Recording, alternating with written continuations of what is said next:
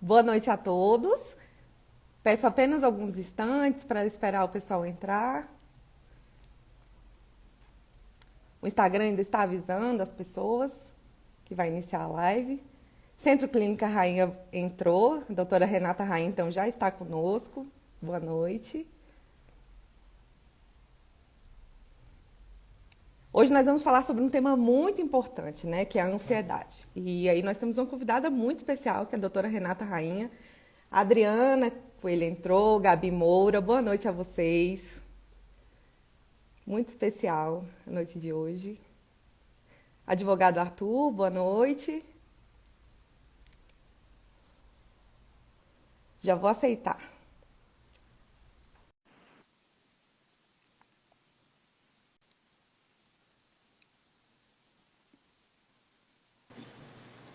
Boa noite, doutora Renata Rainha, tudo Boa bem? noite, tudo bem? Como é que você tá, Caio? Tô ótimo, e agora melhor ainda, porque nós vamos falar sobre esse tema que é tão importante, né, doutora?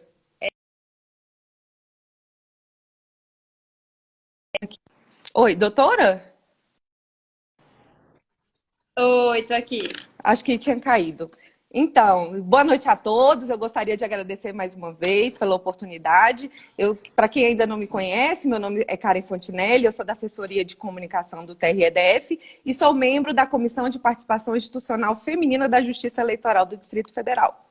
Hoje, a convite dessa comissão e em parceria com a Coordenadoria de Assistência Médica e Saúde do TRE, nós vamos fazer essa live que se intitula Um Olhar Feminino sobre a Ansiedade, da gestão da saúde à gestão do tempo. A nossa convidada de hoje é a doutora Renata Rainha, que já está online aqui conosco, pelo Centro Clínico Rainha, pelo perfil da clínica dela. E antes de iniciar a conversa com ela, eu peço licença para fazer um breve resumo do currículo da doutora Renata.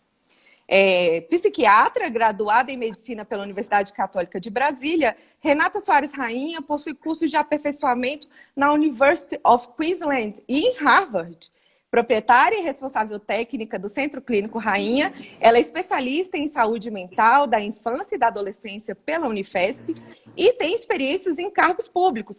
Foi chefe da Secretaria Adjunta de Assistência à Saúde e subsecretária de Atenção Integral à Saúde do DF.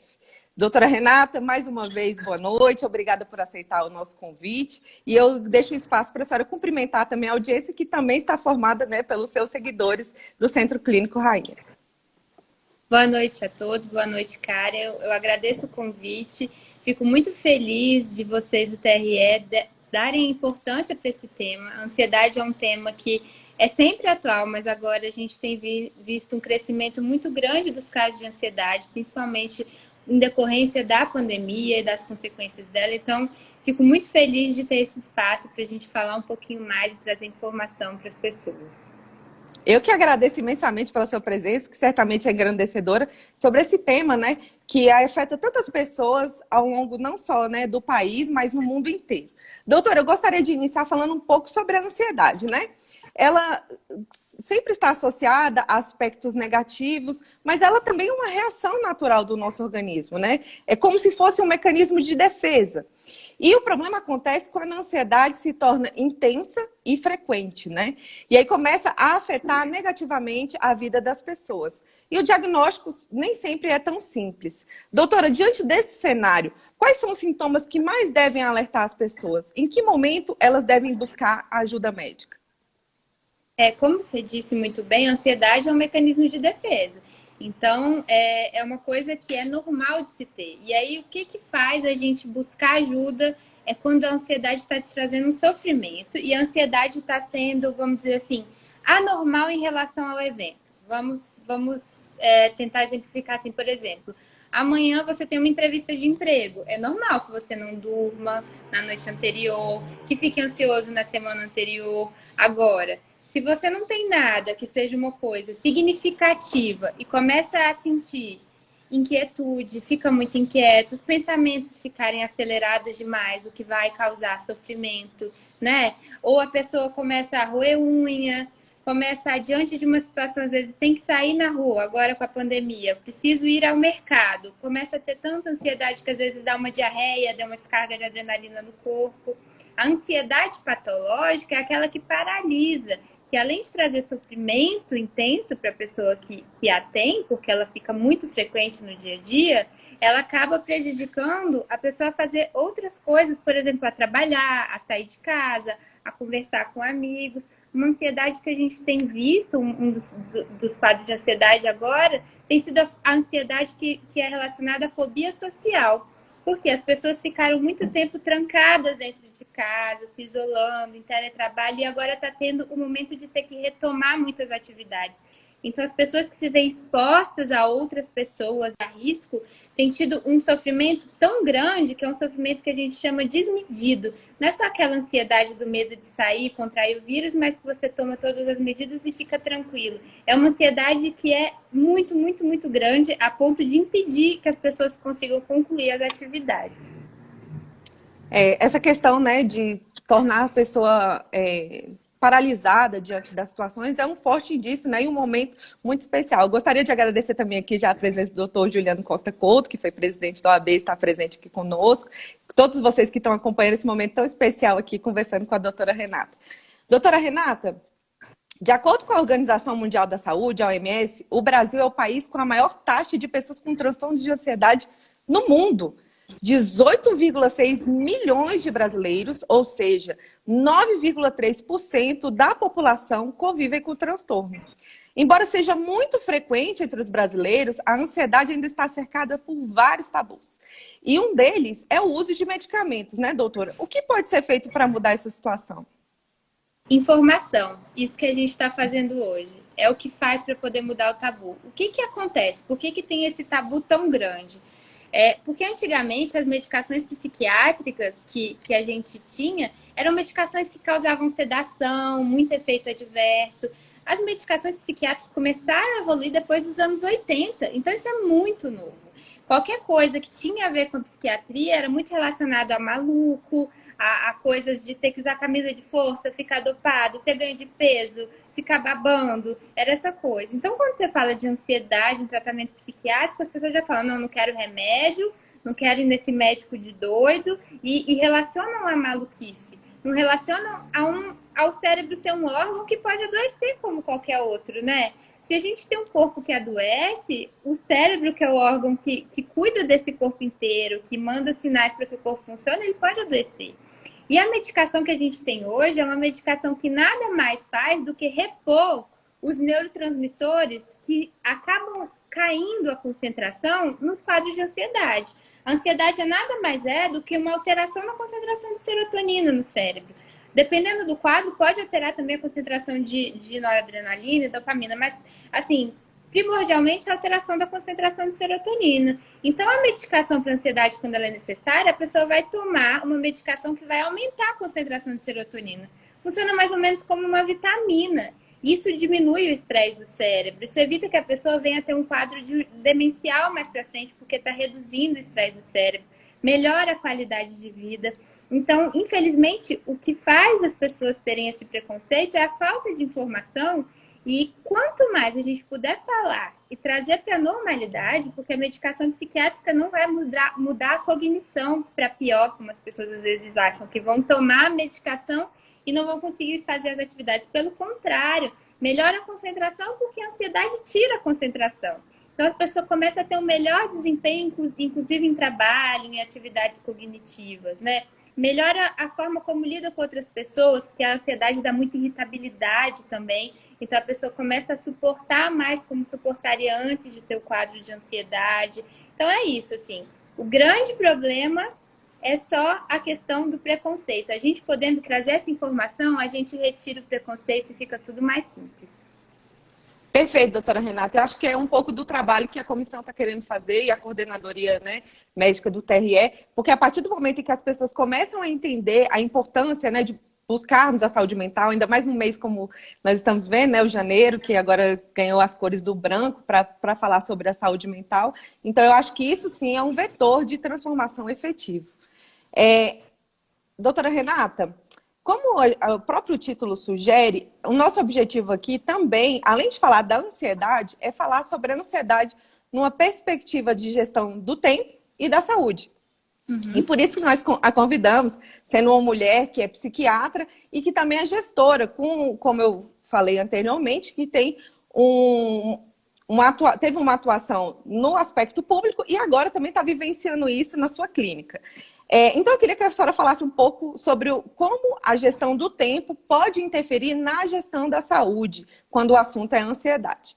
Ou seja, qual é a importância da organização desses papéis múltiplos que nós assumimos enquanto profissionais e socialmente para a manutenção de uma vida mental saudável?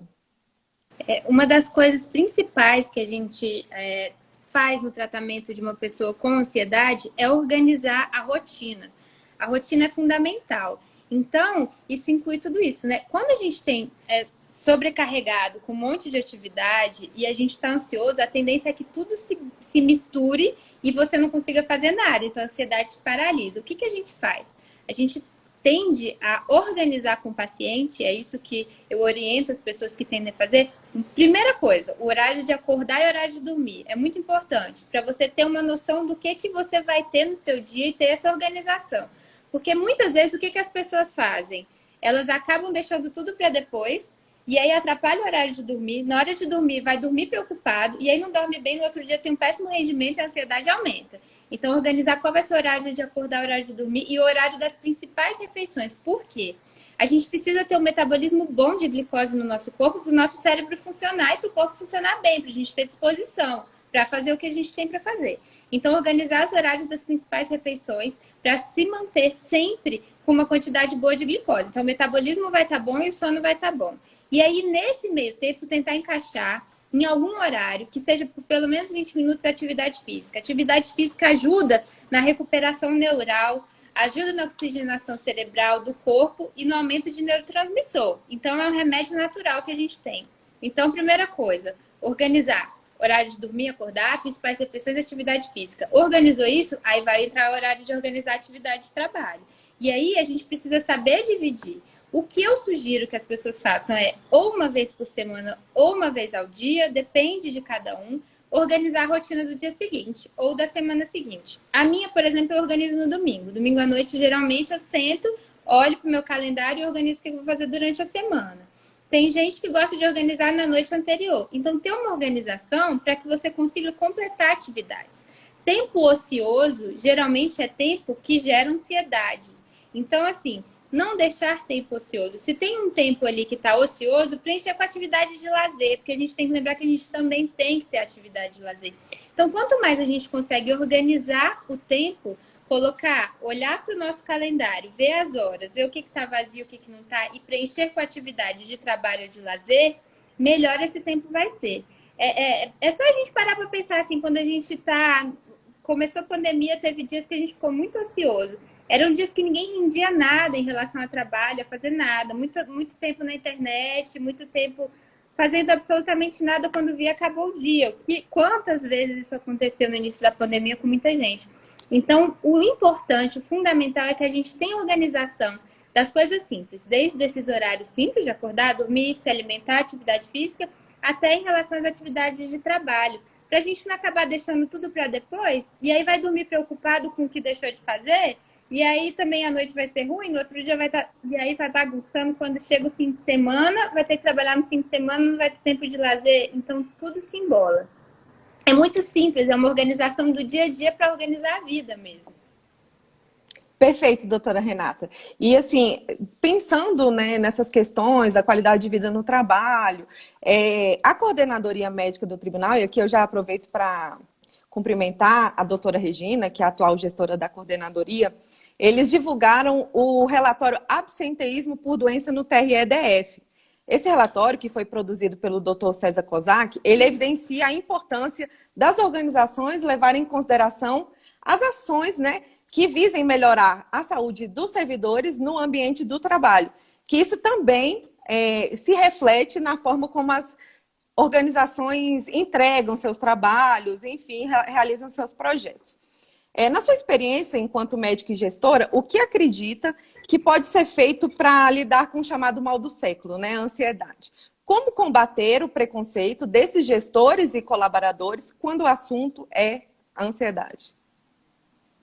Uma das coisas que eu acho que é importante só falar, assim, que eu acho que tem muita relação nessa questão da gestão do tempo, em primeiro lugar, é a questão de grupos de WhatsApp, né? Muita gente está trabalhando por WhatsApp, por celular, e muitos gestores não entendem. Então, o chefe manda uma mensagem meia-noite e a pessoa acaba acordando. Então, silenciar esses grupos para conseguir organizar melhor o tempo.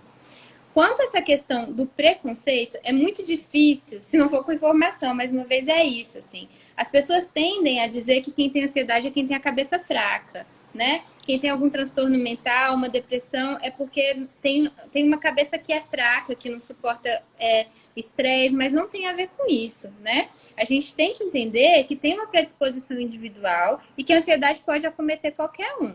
Então, isso, mais uma vez, tem que ser trazido por meio de informação. Eu acho que, assim, é um trabalho maravilhoso do RH poder chegar com essa informação à pessoa que está no cargo superior e à pessoa que está no cargo inicial de uma carreira. Porque as pessoas todas têm que ter acesso a esse tipo de informação. Essa questão que eu digo dos grupos de WhatsApp, de telefone, tem sido uma coisa, assim, que eu tenho visto que vários pacientes têm queixado. Por quê? As pessoas o tempo inteiro, a cabeça fica pensando no trabalho, porque chega uma mensagem, chega uma situação, chega uma ligação, chega o grupo. Então, assim, a gente tem que entender que a pessoa saiu do horário de trabalho, mesmo que esteja em teletrabalho, acabou. A partir daquele momento, a pessoa tem uma vida individual. Eu acho que quanto mais a gente trabalhar, que o trabalho não é a vida da pessoa, é uma coisa que faz parte da vida, e apesar do trabalho, a pessoa tem uma vida. Isso com as gestões superiores, mais fácil vai ser. Então, é um trabalho que tem que ser feito assim de miudinho, igual vocês estão fazendo de formiguinha, para que a informação chegue. E as pessoas, além de ter a informação que o trabalho não é tudo na vida da pessoa, é só uma parte, também entendam que a ansiedade é uma doença como qualquer outra, tem tratamento, independe se a pessoa tem uma personalidade mais forte ou uma personalidade que a gente fala mais instável, mas a ansiedade pode acometer qualquer um e é tratada e fica tudo bem. Sim, e o que a senhora está falando também me remete a um fator que é muito frequente, as pessoas também falarem sobre a associação, fazerem essa associação entre pessoas que não, que têm alguma questão mental e a religião, né? Do estilo, nossa, mas é porque não tem Deus no coração. Como se a religião pudesse, né? Entrar nesse aspecto, nessa seara que, na verdade, está ali e que existe a medicina, né, para trazer essas respostas. E aí eu gostaria de partir para as perguntas que foram enviadas, né, pelas pessoas para nós e abrir esse espaço para a doutora Renata responder. A primeira pergunta, doutora, é o seguinte. A doutora Rayane Brito perguntou: o que fazer quando a ansiedade leva à compulsão alimentar? Uhum. Eu, inclusive, trabalho com transtornos alimentares. Eu trabalho no ambulatório de transtornos alimentares do Hospital de Base. Então, é uma especialidade minha tratar isso. O que acontece? A gente tem a compulsão alimentar, que é uma compulsão que independe da ansiedade, e tem o que a gente chama de um comer emocional, que ele está intimamente ligado à ansiedade. Então, o que acontece? Quando a gente está diante de uma emoção ruim, alguns ansiedade, outros é tristeza, isso desencadeia um comer emocional, que é uma vontade de comer para poder... É uma forma do nosso corpo de tirar o foco daquele sentimento, é uma forma inconsciente, então a gente vai para a comida. É uma busca imediata por prazer. O que eu sempre sugiro? Primeira coisa, tentar se organizar e incluir atividades físicas, né? Para quê? Para que essa pessoa consiga ter prazer a partir de outras coisas e não busque no alimento. Porque o alimento ali é uma forma ótima da gente buscar prazer, então o corpo vai para aquilo. E para além disso, buscar terapia, caso você organize sua rotina, faça uma terapia, esteja fazendo atividade física e essa ansiedade para ir para o alimento ainda continue de uma forma muito intensa, é fundamental que procure auxílio psiquiátrico. Porque o problema disso é que pode gerar outros problemas, né? Diabetes, pode gerar hipertensão, dislipidemia, então a gente precisa cuidar. Mas a primeira coisa, essa ansiedade que gera essa alteração em busca do alimento é uma busca imediata por prazer do corpo. A gente precisa tentar organizar o corpo inteiro para que a gente saia dela, não saindo buscar ajuda médica. Sim, doutora. Inclusive, não sei se é exatamente esse termo, mas a psicologia fala muito da questão da transferência, né? quando você está transferindo aqueles sentimentos para alimentos ou para outras situações. Então, a senhora também indicaria a questão da terapia para as pessoas que têm problema de ansiedade? Sim, fundamental. Eu falo que, assim, a gente tem coisas que a gente não pode abrir mão dentro do tratamento psiquiátrico, assim, que a gente precisa andar junto. Algumas pessoas não aceitam e eu respeito, mas atividade física, terapia, uma alimentação balanceada, a medicação e uma boa rotina. Isso faz a pessoa voar, assim, fica muito bem, fica ótimo, tem uma melhora. Se a gente consegue unir tudo isso, é muito maravilhoso, assim, é certeza de sucesso. Sim, o Luciano está perguntando aqui, quando vai funcionar os atendimentos presenciais? Acredito que ele esteja se referindo à clínica, né, doutora? Acho que as pessoas estão ansiosas, não sei como é que está funcionando, mas eu aproveito para deixar aqui o espaço para a senhora falar um pouco da clínica, né? Como funciona, quais são os atendimentos que vocês realizam. Aqui a gente tem uma filial na Asa Sul e a nossa matriz na Ceilândia Sul. Os atendimentos a gente tem feito por vídeo e tem feito também presencial. Desde o início a gente tem essas duas opções. A gente pede que o paciente escolha, porque a gente sabe que tem muitas pessoas que não estão conseguindo sair de casa. A nossa preferência é pelo presencial. Então, assim, a gente atende alguns convênios, a gente faz atendimento particular, temos também psicóloga na clínica. Temos outros médicos, todos excelentes, assim, nesse tratamento. A gente busca fazer um tratamento bem humano, assim. E no hospital de base, se ele estiver perguntando sobre isso, a gente nunca parou também. Lá está sendo presencial desde sempre. Então, a gente também está lá, não teve essa parada de para atendimento por vídeo, não. Legal. Doutora, e a Samira Santos pergunta o seguinte: algum exercício pode ser feito para desacelerar a ansiedade? E aqui eu acredito que ela esteja falando não só de exercício físico, como exercícios de respiração, que algumas pessoas sugerem, né? O que que a gente tem de exercício? Geralmente me perguntam isso, qual que é a melhor atividade física para tratar ansiedade ou depressão? É a que você gostar, qualquer uma. Se for natação, se for corrida, se for dança, qualquer uma. O que te dá prazer é a melhor atividade física para desacelerar. O que a gente recomenda é que seja feito no início do dia. Muitas pessoas, quando fazem atividade física no final do dia, tendem a dar uma aceleração maior e acabar tendo insônia. Mas o ideal é que você faça em qualquer horário. Se não conseguir fazer de manhã, faça de noite, mas o que você gosta e tenha prazer. É muito legal meditação, e hoje em dia a meditação cada vez mais dita, assim. E a meditação trabalha a respiração, a meditação já é comprovada, inclusive, que faz alteração neural, aumenta a concentração de neurotransmissor. E hoje em dia a gente tem facilidade, a gente entra no YouTube, coloca meditação guiada e você acha um monte, tem aplicativo. Então, quem quiser começar a prática de meditação, eu super recomendo, porque ajuda muito nos transtornos de ansiedade, assim. E hoje em dia é fácil, barato, entra na internet, coloca de graça, você consegue meditar. Então, vale muito a pena. A doutora Rayane está dizendo que ama meditar, né? E esses aplicativos, eles permitem, né, que você tenha isso com fácil acesso. E, doutora, é o seguinte, fizeram uma pergunta muito polêmica também, que é a questão do seguinte: e o Rivotril? Quando utilizá-lo e quando ficar com medo da dependência química? Eu acredito que essa pergunta deve aparecer frequentemente para a senhora, né? A gente tem várias medicações psiquiátricas que não causam dependência, que é a que a gente usa na maioria das vezes para o tratamento da ansiedade. O Rivotril é uma medicação que a gente considera uma medicação sintomática, a gente usa para tratar o sintoma, ela não trata a ansiedade, só o sintoma. Então, por exemplo, alguém chegou aqui para mim com um quadro de uma ansiedade muito intensa. O que a gente costuma fazer? Inicia um antidepressivo, que é uma medicação que vai estabilizar a ansiedade, e aí junto com isso a gente faz um Rivotril por alguns dias. Por quê? Qual que é o grande problema do Rivotril? Ele pode trazer a perda de memória durante o uso, e é uma medicação que causa muita dependência. O nosso corpo tem tolerância ao Rivotril, ou seja, a cada vez que a gente usa, a gente tem necessidade de usar mais. Só use o Rivotril sob indicação médica, porque é uma medicação que, quando bem usada por um médico que sabe usar, é ótimo. Vai ser importante no momento da crise, no momento que está mais agudo. Agora, usar o Rivotril por conta própria, de jeito nenhum, porque é uma medicação que causa dependência. Cada vez mais você vai ter necessidade de usá-lo. Se for indicado por um médico, não tenha medo. O médico sabe o que está fazendo. Agora, por conta própria, não use de jeito nenhum.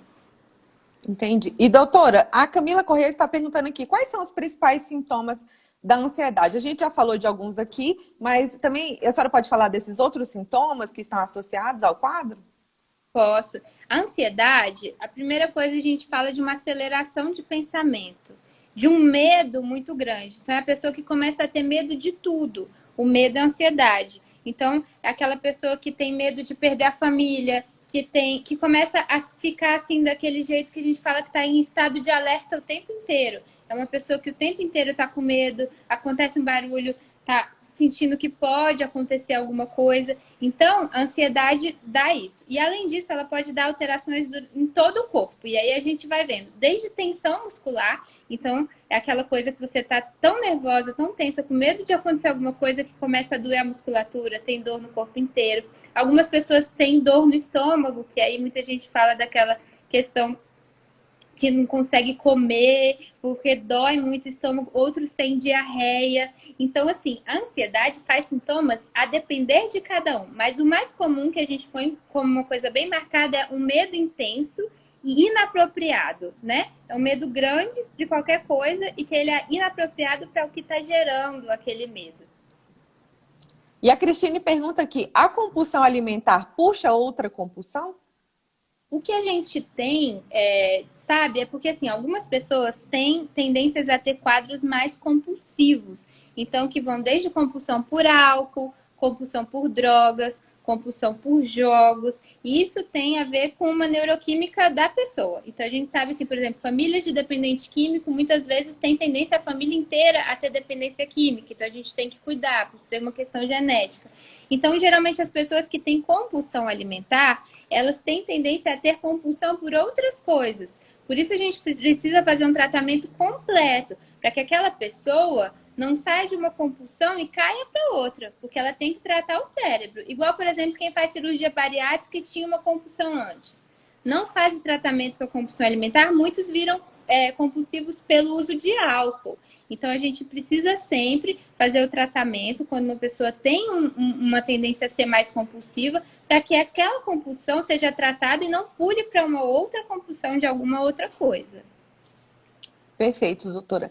E a Cristina também pergunta assim, qual tipo de linha ou tipo, né, de terapia para tratar a ansiedade? Aqui eu acho que ela se refere às linhas terapêuticas, né, e que, pelo que me consta, assim, dependem muito de cada caso, da abordagem que vai fazer sentido para o paciente, mas eu acho assim, que a senhora poderia falar um pouco das linhas, né, com as quais tem convivido e os casos que chegam até a senhora de algumas linhas. Por exemplo, eu ouvi dizer que a teoria cognitivo-comportamental é excelente para tratar esse tipo de caso, mas que, obviamente, como eu ressaltei, depende muito da especificidade do caso, né? Mas a senhora poderia falar um pouco sobre essa questão das linhas? A gente tem várias possibilidades, né? Assim, igual você falou, a terapia cognitivo-comportamental vai tratar especificamente as alterações de comportamento. A terapia analítica vai tratar o ser como um todo de uma forma mais global. Então, assim, tem a terapia dialética, que é uma coisa mais rápida. Depende muito dos casos, é de cada um. O que a gente costuma fazer é o psiquiatra avalia o paciente e aí ele vai ver pelo perfil do paciente, pelo perfil do quadro dele, qual que é a terapia que ele vai dar mais certo. É isso, tem uma coisa individual. Tem gente que não suporta a terapia analítica, que não consegue pensar em trabalhar uma coisa mais ampla. E tem gente que, na verdade, tratar comportamento não adianta de nada. Então, vai ser de cada um mesmo, assim. São várias linhas que a gente tem. E isso é fundamental, porque a gente consegue achar uma que se encaixa para o paciente. Então, muitas vezes eu vejo o paciente dizendo, olha só, eu não vou, eu acho chato, eu já fiz. Aí eu falo, não, peraí, qual foi o jeito que você fez? Me conta mais ou menos como era, porque muitas vezes a pessoa não sabe exatamente qual era a linha. Eu falo, não, então vamos tentar essa outra? Se você não gostar dessa outra, aí a gente desiste. A pessoa geralmente gosta e vai. Então, assim, é importante saber que existem vários meios para que a pessoa possa chegar ao objetivo dela, que é o tratamento. Perfeito, doutora. É exatamente isso. Tem mais a ver com aquela linha que faz sentido para a pessoa, né? Naquele momento, na situação que ela está vivendo. E aqui a Marcela faz uma pergunta. A fluoxetina causa dependência? Não, não causa. A fluoxetina, ela é uma dessas medicações que a gente usa para melhorar a concentração de serotonina. Ela aumenta a concentração de serotonina no cérebro. O que acontece com algumas pessoas às vezes falam, mas eu paro de tomar e fico me sentindo mal. Porque, assim, tem que ser um desmame gradativo, porque aquela medicação está ensinando para o seu cérebro e está fazendo ele funcionar numa quantidade ótima de neurotransmissor. E aí, de repente, você tira aquilo. Aí o cérebro fala, opa, estava melhor trabalhar daquele jeito. Aí ele pode dar algum sintoma. Mas quando a gente sabe que a pessoa já está no tempo certo de tratamento, já está na hora de tirar, a gente faz o desmame, não tem problema nenhum. Não causa nenhum tipo de dependência, pode ficar tranquilo. Essa é uma pergunta muito importante, né? Porque também o que eu escuto muito falar é que algumas pessoas elas têm complicações, na verdade, porque elas, nessa ânsia de tirar a medicação, elas retiram por conta própria, e aí isso causa um aumento do quadro, ou, né, um agravamento daquela situação. Então, eu gostaria também que a senhora falasse um pouco disso, doutora, da importância, né, de buscar o médico, conforme nós estamos falando, mas também de dar continuidade ao tratamento, para que ele não seja interrompido e faça com que a pessoa fique numa situação pior, né? A gente aprende desde pequenininho o quê? Estamos com dor de cabeça, vamos tomar um remédio para dor de cabeça. Passou a dor de cabeça, melhorou, a gente para. E a gente é assim que a gente costuma fazer. Mas a lógica do tratamento psiquiátrico é outra. É assim, você começou a usar a fluoxetina, por exemplo, que foi dita. Melhorou? Ok, a gente achou um remédio que tá bom para você. Agora a gente tem que manter por um período mínimo de tempo para poder a gente avaliar até que seu cérebro volte a fazer aquela formação de neurotransmissor lá de trás, normal, e aí depois a gente tira. Então, você melhorou, aí que você tem que manter. Só que a gente tende a melhorei, quero parar, não quero mais tomar remédio. Só que a lógica no tratamento psiquiátrico é outra. A gente tem que pensar assim, melhorei, agora eu preciso continuar o tratamento até que o médico indique a hora que eu possa parar. Então, é fundamental que as pessoas continuem, porque caso não continue, é isso, assim, você melhora, para de uma vez, a tendência a ter recidiva do quadro é muito grande. E a gente não quer que uma pessoa tenha depressão o tempo inteiro, a gente quer melhorá-la para que ela não volte a ter depressão, volte a ter ansiedade.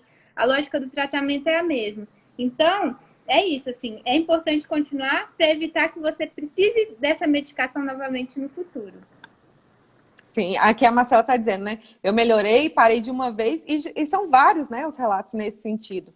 Uhum. Então é isso, é buscar ajuda médica, dar continuidade ao tratamento, levar com seriedade, né, todas as medicações, para que esse tipo de situação não aconteça. Agora, doutora Renata, eu quero fazer uma pergunta que não estava no nosso roteiro, mas que eu acho muito interessante.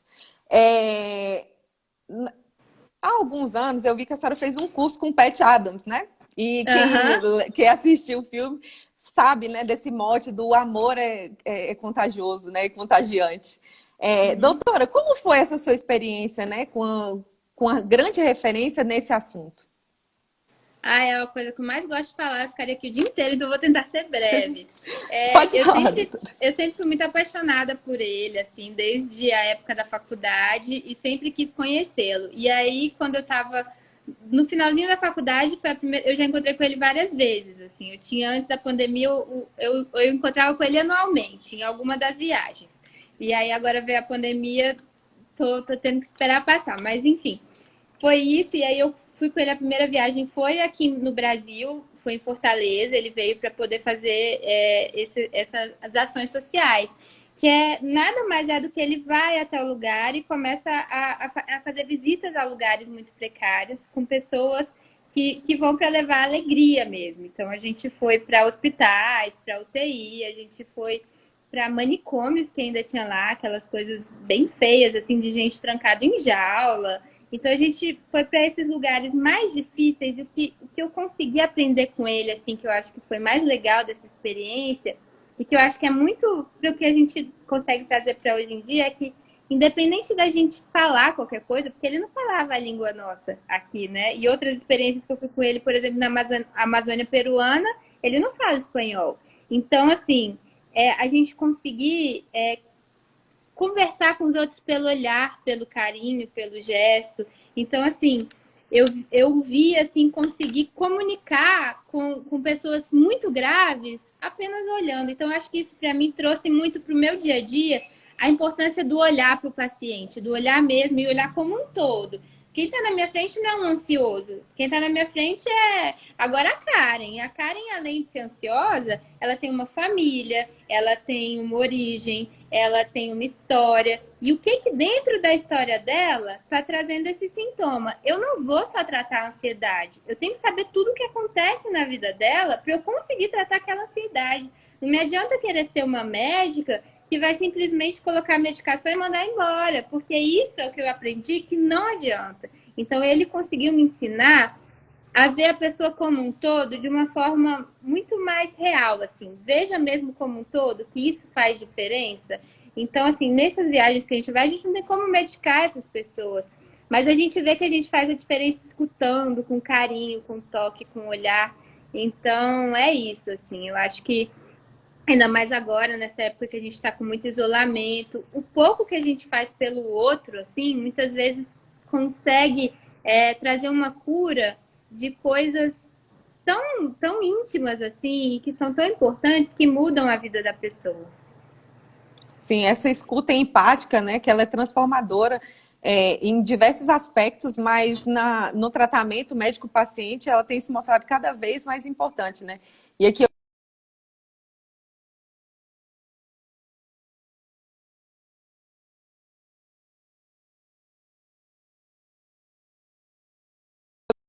com muito respeito, né, pelo paciente, esse olhar mais demorado, que infelizmente ainda falta em algumas instituições. Mas o que eu tenho percebido é que há um movimento da medicina para essa comunicação, né, menos violenta e mais empática, menos prescritiva e mais,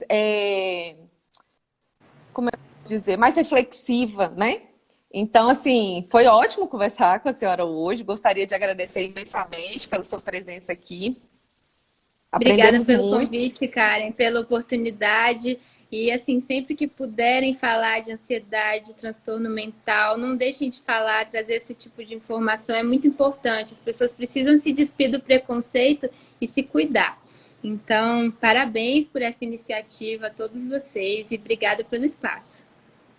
Nós que agradecemos imensamente, né? Sempre aprendendo com o seu conhecimento, que é um conhecimento, como eu disse, que ultrapassa o teórico, que está também atrelado à gestão, uma gestão pública e agora na ordem privada, né? Da sua clínica. Então, eu também queria convidar as pessoas que estão assistindo aqui a live a conhecer o Centro Clínico de Renato Rainha, Rainha, né? Então, doutora, a senhora pode falar qual é a arroba do seu centro? Centro Clínico Rainha. Então é isso, gente. Então fica aqui nosso convite. Muito obrigada mais uma vez, doutora. E as portas do TRE sempre estão abertas para a senhora. E mais uma vez, obrigada por falar desse tema tão importante para todos nós. Obrigada a você, Karen. Obrigada a todos. Obrigada a todos que estiveram presentes ouvindo. E boa noite. Boa noite, gente. Até a próxima. Muito obrigada.